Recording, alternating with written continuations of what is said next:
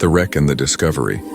The red sky of Mars hung low and heavy as Elias Stone guided his old cargo hauler across the dunes, searching for debris from the last meteor storm. The sensors had detected strange metallic fragments near the crater line, and he hoped to find something worth salvaging.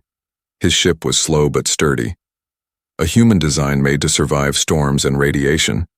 When he reached the ridge, he saw smoke rising thin and silver in the weak sunlight. He thought it was another wrecked probe until the heat scanner showed movement. Two small, warm bodies trapped inside a crashed pod. His first instinct was to call Central Command, but something about the readings made him stop. The energy signature was not from any human ship, and the life signs were faint, flickering like candlelight struggling against the wind. Elias landed and stepped into the red dust. He moved through the wreckage, prying open the hatch with a plasma cutter, and inside, he found them two small, alien children no older than 5 by human standards, with pale skin that shimmered faintly like crystal. One of them had long silver hair matted with blood, and the other's eyes glowed faint blue. Even though they were weak and gasping when they saw Elias, they tried to shrink back as if expecting pain or death. Their language was broken, a soft sound of fear that made him lower his weapon and remove his helmet so they could see his face. He spoke slowly, telling them they were safe, though they could not understand him fully. Their fear eased a little when he offered them water from his pack. They drank greedily and clung to him like frightened cubs. Elias knew the rules any alien life, especially survivors of an unknown crash, had to be reported to the Mars Colony Council, but his gut twisted at the thought of turning these two in. He remembered the war with the Varric years ago, how the colonies burned, and how humans became quick to hate anything not born of Earth. He could not let the same happen here. So he made a decision that would change everything. He carried the twins back to his hauler wrapped in his old flight jacket and set the wreck ablaze so the scanners would only find ashes back at his workshop. Hidden in the mining belt, he treated their wounds as best he could. The medical bot protested the biological incompatibility, but he modified it until it worked. The children watched him with wide, curious eyes. They did not cry. They only stared as if trying to read his thoughts. Over the next few days, they began to mimic his words, repeating his name Elias in a soft tone. He named them Lyra and Kian, after 2 stars he used to navigate by: Lyra, the quiet one who seemed to think deeply before speaking, and Kian, the restless one who loved to touch and explore everything he fixed, broken circuits faster than Elias sometimes, as if he instinctively knew how energy flowed through machines. Elias found strange marks on their arms, faint patterns that glowed when they were scared or tired. He thought they might be birthmarks until the lights formed symbols that shifted like living code. He took a scan and compared it to the old galactic records. Nothing matched. Weeks passed, and life on Mars Colony 6 grew harder. Rumors spread about an alien crash near the crater.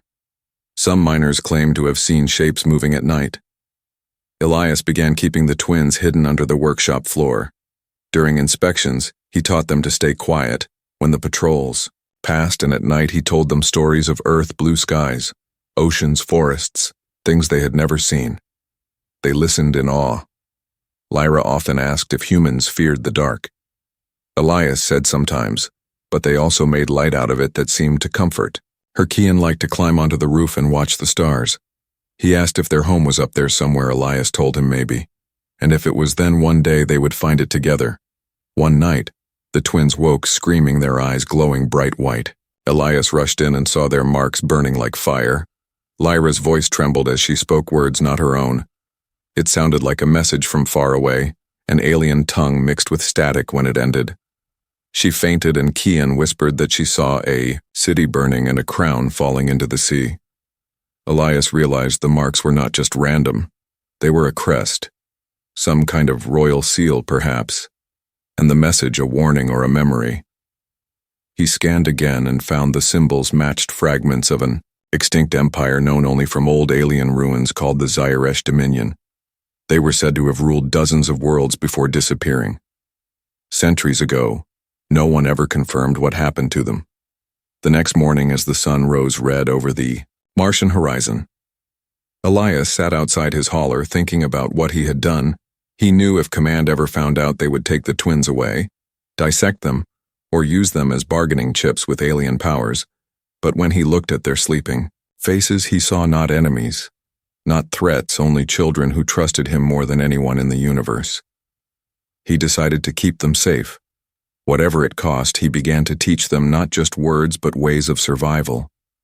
How to build, how to repair, how to hide, and how to think like humans did with stubborn will and compassion. Lyra showed great intelligence while Kian's courage grew faster than his body. They learned to cook simple meals and even laughed when Elias joked about how Earth food was too spicy for space stomachs. Those small moments became their life. But peace never lasts on Mars. One evening, a scout drone passed over the crater line and picked up traces of alien metal where the pod had crashed within hours. Military patrols started, sweeping the sector. Elias received a coded alert from a friend at the port, telling him that the council suspected a survivor had been taken alive. That was when Elias knew his secret could not stay hidden much longer. As the patrol lights swept the horizon and alarms echoed faintly through the dust. The twins stood beside him, clutching his hands, their glowing marks faint under their skin. He whispered to them softly, "No matter what happens, you are not alone." And the part ended as the patrol signal blinked closer and the sky filled with the sound of engines searching for something they could never truly understand.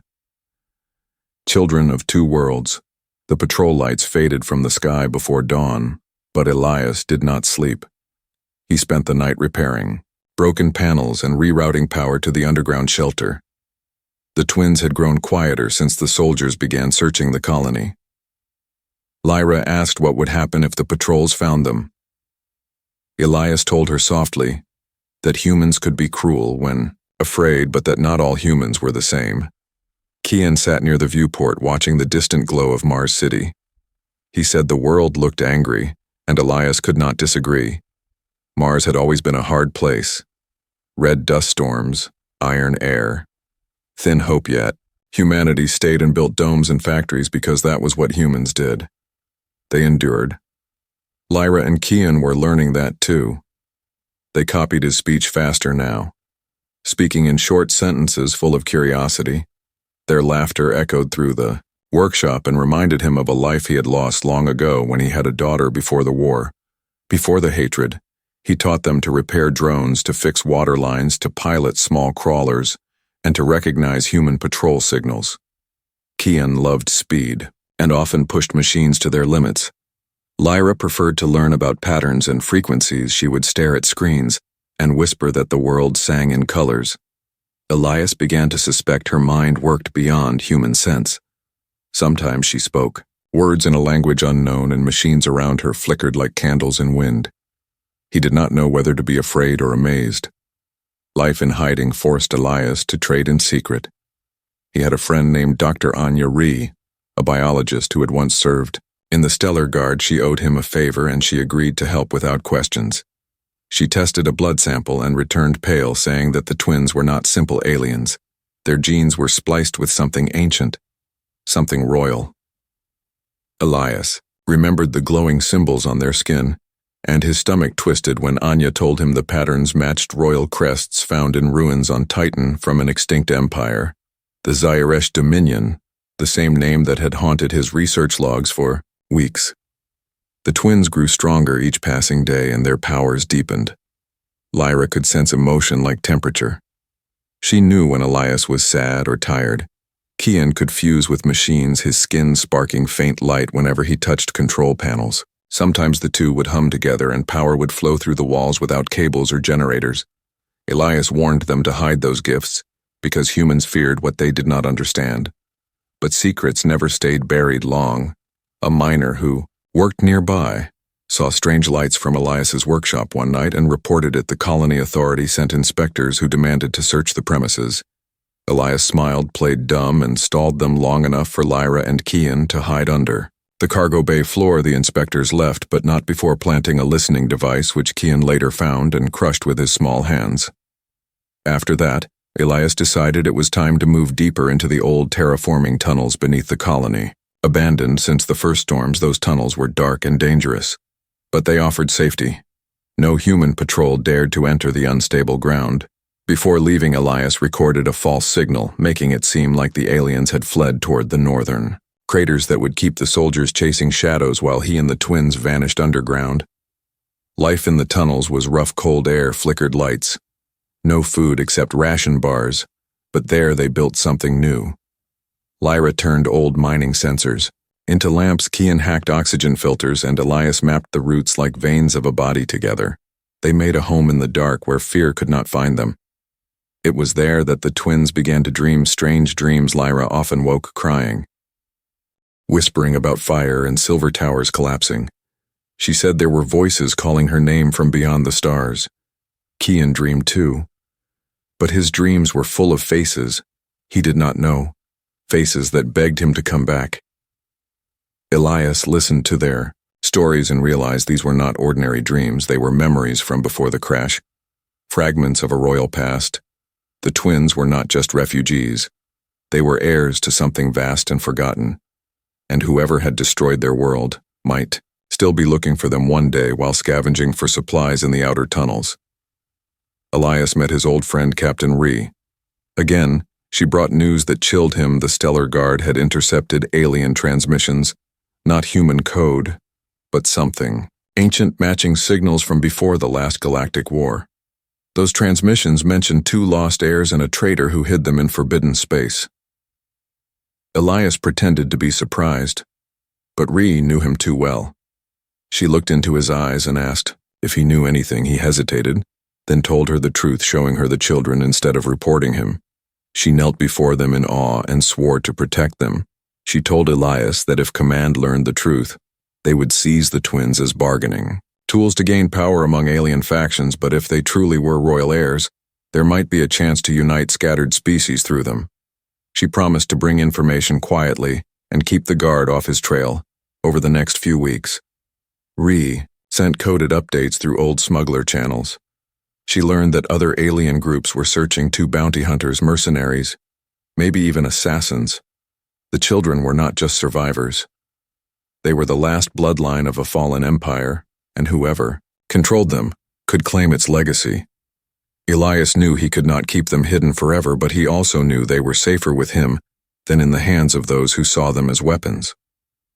Lyra began asking questions about humanity. She wanted to know why humans fought so much, why they destroyed and rebuilt over and over. Elias told her, because humans were built that way.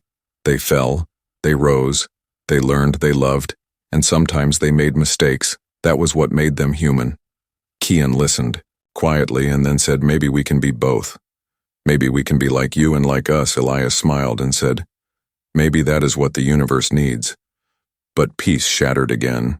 One night when the old radio array picked up a pulse signal repeating every few seconds, Kian translated its pattern and said softly, they found us. Elias checked the scanners and saw a probe entering Mars orbit. Not human design, sleek and silver with the same crest that glowed on the twins' arms. His blood ran cold, he knew. This meant their past had come calling. The part ended as Lyra stared at the sky through the cracked dome, whispering that home was coming, but not to save them, to claim them. The shadows of power.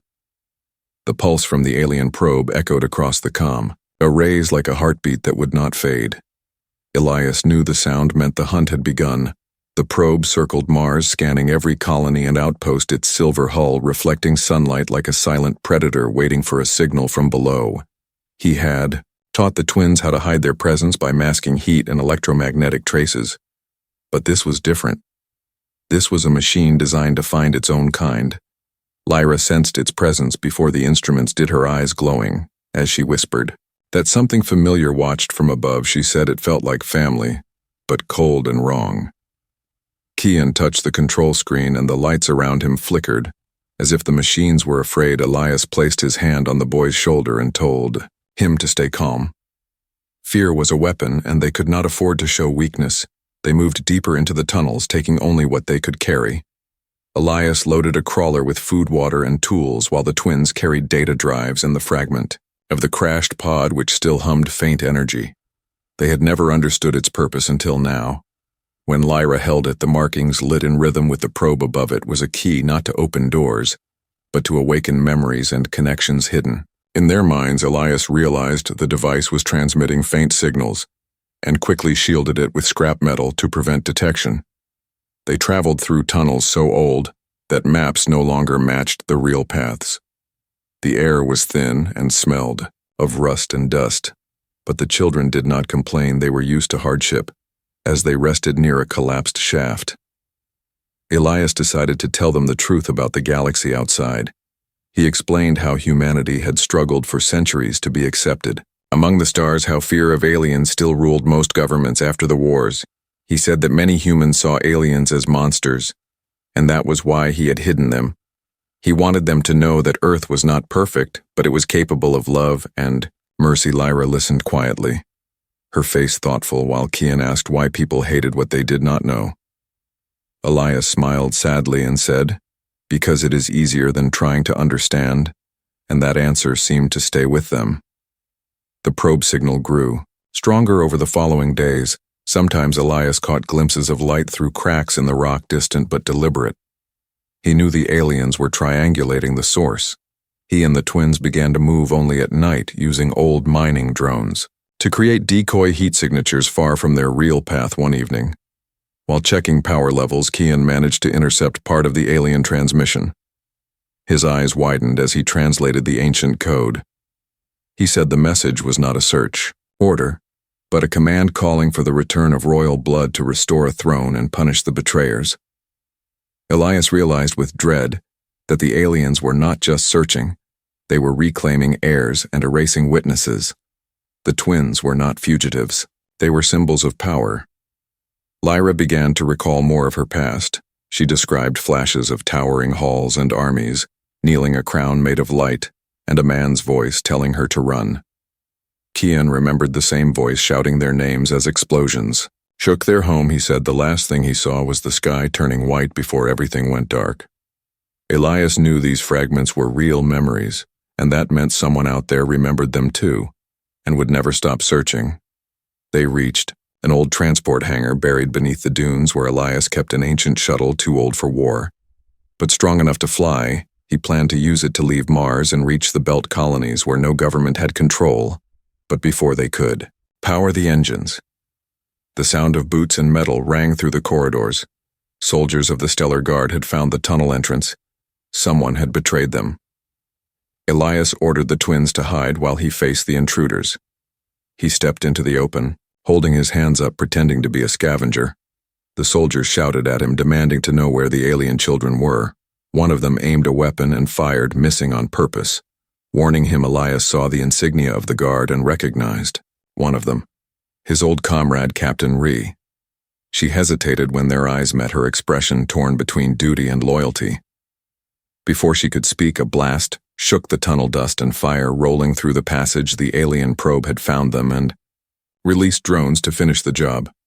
Chaos followed as soldiers and machines exchanged fire. Elias grabbed Ree, pulling her to cover, shouting that she had to protect the twins if he fell, but she refused, saying they would all make it out together. Lyra and Kian appeared, their glowing marks lighting the smoke. They lifted their hands and the alien drones stopped mid-air, frozen by some invisible force, then turned their weapons against each other, tearing themselves apart.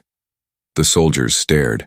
In stunned silence, Kian fell to his knees, exhausted, while Lyra helped him up, saying the machines heard them, like voices calling to children lost in the dark. After the battle, Ree finally understood who they were. She knelt before them, saying that the insignia on their skin matched the ancient seals in the archives of the Zyresh Dominion, a civilization that once ruled hundreds of systems before vanishing in civil war. She said many still worshipped the lost heirs as legends of balance and unity. If the aliens had returned, it meant someone powerful was trying to rebuild that empire under a single rule. Elias felt both awe and fear because he knew legends often turned into wars. They could not stay any longer. Ree helped them load the EU shuttle with supplies and coordinates for an old safe zone near the moons of Jupiter. She promised to mislead the guard and erase all records of the encounter before they left. Lyra asked her why humans helped strangers. Ree smiled, saying, because that is what makes us different from those who conquer. We choose to protect, not to own, and that answer made Lyra smile softly. As the shuttle rose from the tunnels, the dust storm covered their tracks. The engines roared against the silence of Mars, and Elias felt a heavy weight lift from his chest, but only for a moment, because as they broke through the atmosphere, The radar flashed a warning, dozens of unknown signals entering the solar system. The alien fleet had arrived, their past had caught up, and the chase across the stars had just begun. The probe was only the beginning, and now the hunters knew exactly where to look. The part ended with Lyra gazing through the viewport, whispering that home was no longer a place, it was a choice, and they had chosen humanity. The fleet arrives. The shuttle rattled violently as it passed through the upper atmosphere of Mars. The engines groaning under the strain of escape, Elias gripped the controls, sweat running down his face, while Lyra and Kian held onto the seats beside him. The twins' glowing marks pulsed brighter with every vibration, as if their bodies were resonating with the alarm signals from the approaching fleet outside the solar system sensors.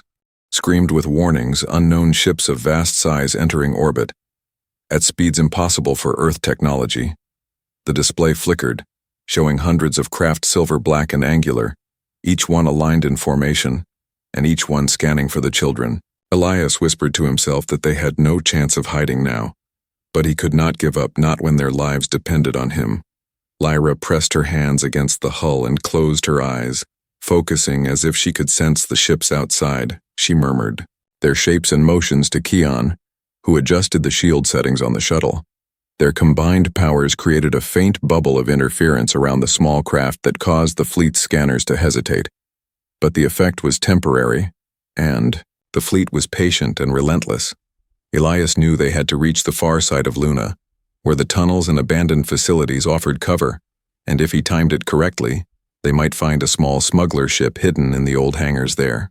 They could escape the solar system temporarily and buy time as they approached the moon. The fleet sent out a warning message, broadcasted in multiple frequencies. Lyra instinctively understood the words. Her eyes widened in fear and anger. The voice was deep, metallic, and unmistakably familiar. It was the uncle they had never met, the same one who had ordered the destruction of their homeworld and now demanded their return to serve as pawns in his empire. The message threatened humans and made claims about stolen heirs and trespassers. Elias shut down all non-essential systems to prevent tracking and instructed the twins to remain calm while he plotted a course through the least monitored craters. The shadows of the moon stretched long beneath them, and the light of distant Earth shone pale and reassuring, guiding patrols and keeping the fleet guessing the humans had never flown anything like this. But the twins made it possible. Their combined intuition and skill turned a desperate escape into a precise dance of survival. They touched down in the shadow of an old research facility hidden by collapsed terrain and thick dust. Elias powered down the engines and immediately opened emergency hatches. They spilled onto the surface, huddled against the rocks as the fleet above paused, sending scanning drones to locate them. Sensors swept slowly across the dark ridges and valleys. Elias whispered to the twins that they had to move again, that staying in one place would get them. Killed. Their hearts pounded as they crossed craters and ice fields, using the shadows as shields. Kian's hands brushed the rocks and the machines in his suit hummed, responding to his subtle energy. Lyra's mind kept them safe, mapping every patrol pattern and predicting every possible threat as they approached the smuggler hangar. Elias realized the docked ships had been stripped down for survival and speed. The small vessels were relics from a time when humans ran trade routes across the inner planets, their engines weak but stealthy enough to evade the fleet. Temporarily, they chose one at random and began pre-flight checks. The twins assisted guiding systems that were decades old online, while Elias loaded supplies and checked fuel. The moment felt tense yet fragile, because the fleet hovered just beyond reach and the shadow of their uncle's presence was heavy in the minds of the twins.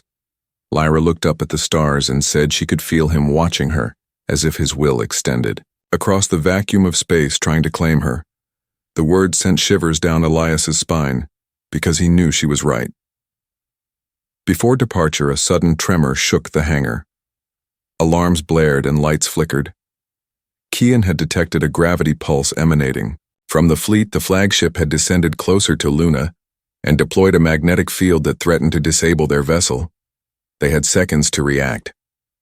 Elias flung switches, rerouted power to auxiliary thrusters, while Lyra concentrated on the shield matrix, her mind forming a link between the shuttle and the abandoned systems in the hangar. Amplifying the energy, Kian guided the engines with precise inputs together. They countered the pulse just enough to lift off before the field could pull them down into the lunar surface. As they rose, the fleet moved in unison, their formations precise like a storm of silver blades closing in. Elias felt the pressure on his chest, like gravity itself was trying to pin him, while the twins focused, every ounce of their energy on keeping the ship alive outside the viewport. The fleet shimmered and shifted as if sensing the children's presence. Lyra raised her voice in the silent language of the mind, transmitting a pulse that caused the ships above to hesitate. Their uncle's face appeared briefly on the comm hologram, his eyes blazing and voice filled with fury, offering mercy in exchange for surrender. Elias ignored the offer. He knew surrender meant they would never see freedom again. The twins glanced at each other and nodded silently, their decision clear. They would not give up, not to the fleet, not to the Empire, not to a fate chosen before they were even born. The shuttle broke through the final belt of radar and slipped into the darkness beyond the moon's orbit. The fleet followed at a distance, calculating every move. The twins leaned against the console, exhausted yet determined, their powers waning, but their will unbroken. Elias watched them with pride, knowing that he had raised more than survivors. He had raised heirs who understood the strength of humanity, not as conquerors but as protectors. The stars stretched ahead of them, vast and unknown, and beyond lay both danger and freedom. The part ended with Lyra, looking through the viewport, whispering softly that the past had caught up to them, but the future was theirs to choose, and Kian repeating that they would never be taken without a fight. The battle for the twins. The cold black of space stretched before them, and the small shuttle carried Elias and the twins toward the outer colonies. The fleet followed silently, like a shadow that could strike at any moment. The twins had learned to sense danger, as if it was a pulse in their veins, and they shared it with Elias, who adjusted the course with precise hands. But he knew the moment of confrontation was inevitable. They could not outrun what sought them forever. And the distant glow of the flagship was a reminder that their enemies were patient and relentless. Kian whispered that he could feel the machines thinking around him, and Lyra placed her hand on the console, sending a pulse through the ship that synchronized their movements with the engines. The bond between them had grown stronger since the landing on Luna, and now it was more than instinct. It was a connection of minds and hearts. As they neared the belt colonies, the alien drones began to swarm in waves faster than any human fleet could intercept. Elias activated the shuttle's defenses, but it was clear that raw power alone would not save them. They needed strategy, cunning, and the twins' abilities. Lyra reached out with her mind to the drones, sensing their circuits and patterns.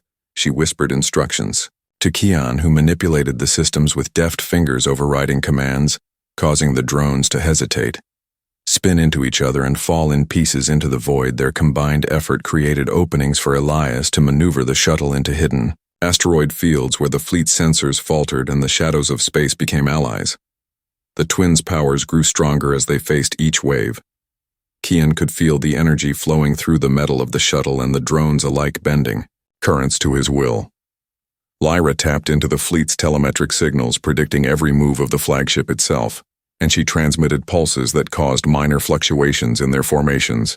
But it was not enough. The flagship descended closer and broadcasted a message repeating their uncle's threats, demanding the surrender of the heirs or the destruction of the shuttle. Elias ignored the comms, knowing that giving in meant losing everything. He looked at Lyra and Kian and saw determination burning in their eyes. They had inherited more than power. They had inherited the will to survive and protect humanity. Captain Vega of the Earth Fleet appeared on sensors, coordinating a desperate attempt to intercept the alien forces she had recognized. The technology of the shuttle and the signature of the twins. Immediately understanding the stakes, she deployed the fastest corvettes and support frigates, directing them in unconventional patterns to confuse the alien command nodes. The twins worked with Elias to synchronize the shuttle with the fleet's signals, creating a web of interference that allowed the corvettes to approach undetected. Lyra extended her mind into the fleet's targeting systems, rerouting fire away from human ships and causing alien drones to misfire their energy bursts into empty space. The battlefield was chaotic and dangerous, but for the first time the humans had an advantage. They had unpredictability and ingenuity. Elias pushed the shuttle closer to the flagship's shadow, using the twins' interference as cover. Kian focused all his energy into the controls, causing the shuttle to shimmer and phase slightly, like a phantom avoiding fire that would have destroyed them. Lyra concentrated on the communications array of the flagship, transmitting a flood of signals that disrupted coordination among the alien vessels. For the first time, the fleet's movements were unsteady, their precision faltering. The uncle's rage was palpable through the comm network. He shouted at the twins, promising death if they did not comply. Lyra sent a pulse back to his mind, showing a memory not of command or empire but of kindness. Elias had shown them of trust, of protection, of humanity's resilience, and that memory caused hesitation in the alien commander, forcing him to recalculate and buy time. The battle intensified as the flagship deployed boarding drones and smaller craft to intercept the shuttle. Elias fired decoys and activated emergency thrusters, weaving through a storm of metal and energy. The twins worked in unison, using their abilities to manipulate both the shuttle systems and the alien drones against each other. Keon caused engines to overload, while Lyra transmitted false targeting commands that made the boarding craft collide with one another. The human fleet pressed the advantage, attacking with rapid strikes and intercepting the remaining drones. The flagship's shields flickered, and its formations became disorganized. The uncle realized the twins were using both human ingenuity and their own heritage against him, and his anger threatened to cloud his judgment. Elias saw the opportunity and dove the shuttle toward the flagship's hangar. The twins channeled their energy into the hull interface, creating a connection that allowed them to control sections of the ship from the inside. Lyra opened doors and disabled turrets, while Keon routed power from weapons to engines, destabilizing key systems. The human corvettes took advantage of the chaos, striking weak points and hitting escape pods with precision. The flagship wavered, and its formation began to collapse. The uncle screamed orders, but the twins had anticipated his every move. They were no longer just children fleeing their past. They were commanders shaping the battle with skill far beyond their years. Finally, the uncle offered a trade surrender, their lives for the children's freedom. But Elias and the twins refused. Lyra sent a pulse that echoed through the flagship, showing the consequences of surrender and the bond between human courage and alien loyalty. Keon overrode the remaining systems, forcing the flagship to cut power in critical sectors, and the Earth fleet fired a concentrated burst, disabling propulsion and leaving the alien vessels adrift. Elias steered the shuttle clear as the flagship emitted one final pulse before going dark. The uncle's hologram disappeared from the comm, and the fleet faltered. The humans had won a temporary victory, and the twins had proven their strength not only to the aliens but to themselves and to humanity. As the shuttle drifted away from the crippled flagship, Elias looked at Lyra and Keon, their glowing marks dimming slightly from exertion, and said that they had done what few could achieve. They had defended themselves and others without losing themselves in anger or fear. The twins smiled, exhausted but proud, knowing that they had honored both their heritage and the world that raised them. The stars ahead were still filled with dangers, and the uncle's fury would not fade, but Elias knew that together they could face anything. The part ended with the three of them looking at the vast emptiness beyond the belt, knowing that the battle for freedom had only begun, and that humanity's resilience was their greatest weapon. Predators, not prey. The aftermath of the battle left the shuttle drifting among scattered wreckage of alien drones and shattered corvettes. The void around them was silent but not empty. Elias knew that silence could be deceiving, and he kept his hands firm on the controls, while the twins rested briefly, recovering from the intense exertion of their powers. Lyra's glowing marks dimmed slightly, but her eyes retained a sharp focus. Keon leaned against the console, exhausted yet alert, sensing residual energy from the alien systems that still lingered in the metal around them. He whispered that they were not finished, and Elias nodded, knowing he was right. The uncle's presence still lingered somewhere in the fleet, and they had only delayed the inevitable confrontation. But for now, they had time to plan and prepare.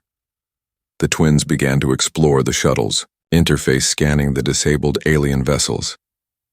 Lyra concentrated her mind, extending into the memory cores. She could feel fragments of consciousness from pilots and commanders, mixed with automated routines.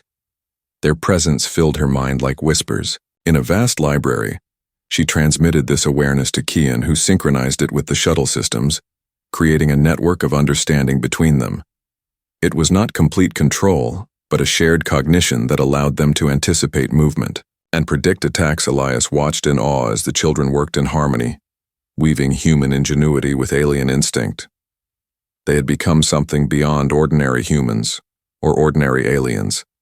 They were a fusion of both worlds, and their heritage granted them insight that no one else could match.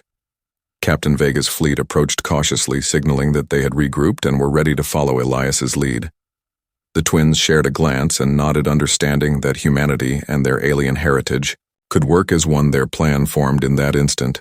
They would not wait for the fleet to be attacked. They would strike first, using telepathic coordination and human tactics to turn the enemy's strength against them. Lyra extended her mind into every human ship, transmitting subtle cues and adjustments. Kian interfaced with their engines, rerouting power, and manipulating minor systems to maximize speed and evasive capability. Elias gave the signal, and the fleet moved as one, guided by instincts and telepathy. The formation was fluid, unpredictable, and alive, like a single organism that thought faster than the enemy could comprehend. The alien fleet was still disoriented from the previous engagement. The flagship incapacitated, and many drones destroyed their coordination. Weakened, the twins seized this opportunity, projecting pulses into the minds of alien soldiers, showing them flashes of mercy, strength, and resilience. The images were not commands or threats, but memories of what humans could be. Elias could feel the hesitation ripple through the fleet. The alien soldiers faltered their sensors, misread signals, and some began retreating instinctively. Lyra sensed their fear and channeled reassurance to the twins, guiding the human ships in strikes that disabled propulsion units without causing unnecessary casualties. The human fleet adapted dynamically, following cues they could not see but could feel. Elias guided the shuttle toward the alien command node floating in orbit. Above the outer colonies, it was the heart of the fleet's coordination. If they could disrupt it, the remaining ships would be forced to retreat or lose cohesion. Lyra focused her mind into the node.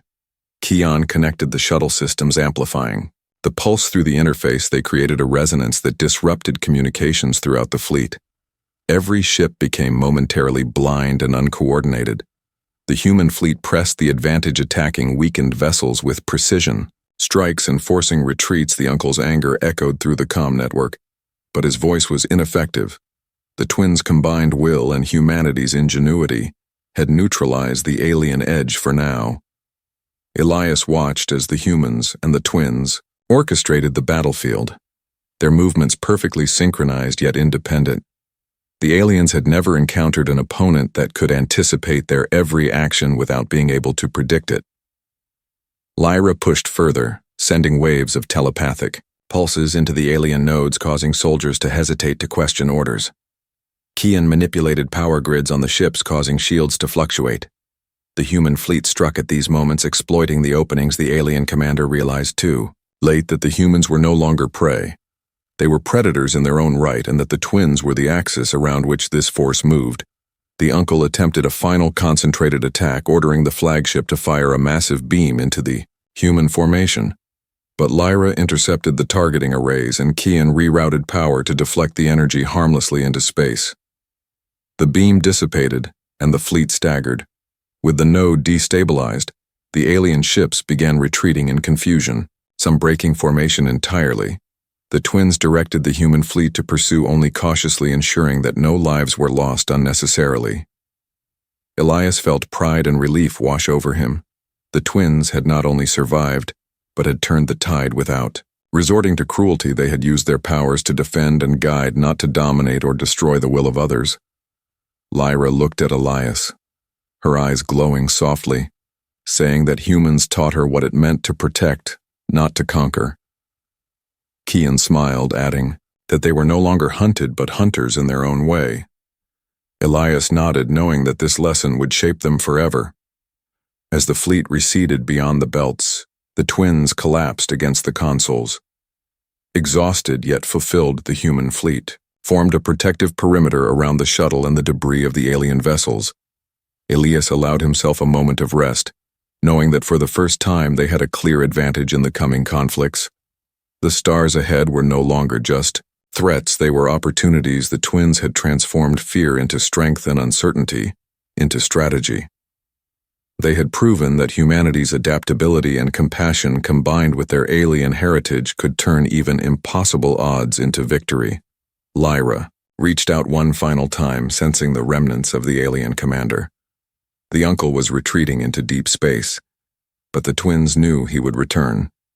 They whispered together that when he did, they would be ready. Elias placed a hand on the console, feeling the warmth of their connection.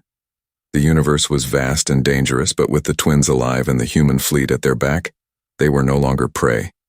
They were predators, not to destroy but to protect. And the part ended with the three of them gazing out into the darkness, seeing the distant glimmers of planets and stars, and knowing that Earth had earned respect across the void, and that the legacy of their courage would echo in the galaxy for generations to come.